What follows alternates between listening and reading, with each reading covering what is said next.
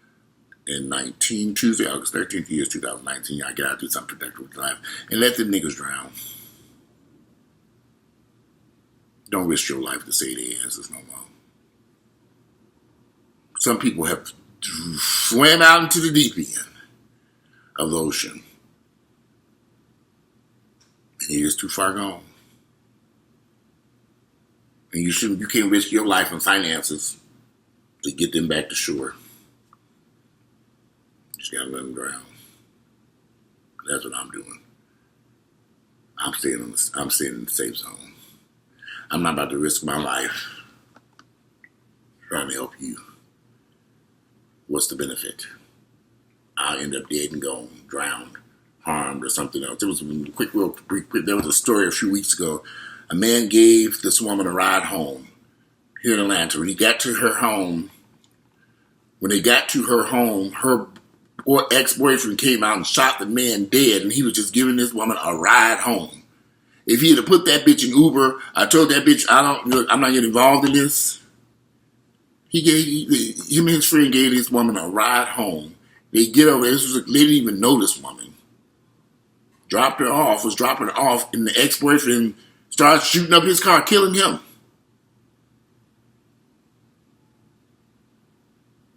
Not worth it. Just to give somebody a ride. I don't give people rides nowhere. Especially somebody I don't know. Good luck. Figure it out. Anyway, I'm out. I'll see y'all shortly. Like I said, today is Tuesday, August 13th, the year is 2019. I'm out. Enjoy your Tuesday.